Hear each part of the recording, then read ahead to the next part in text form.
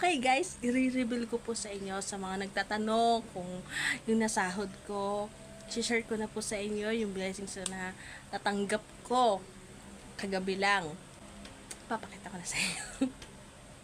Masaya lang ako. Ang saya-saya ko. Okay. Ang saya-saya ko. Promise.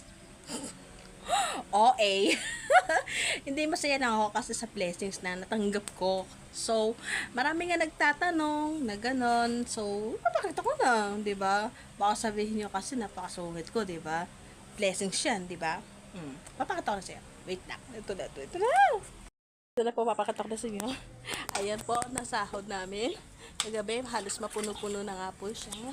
Tapos, ito pa. Here pa.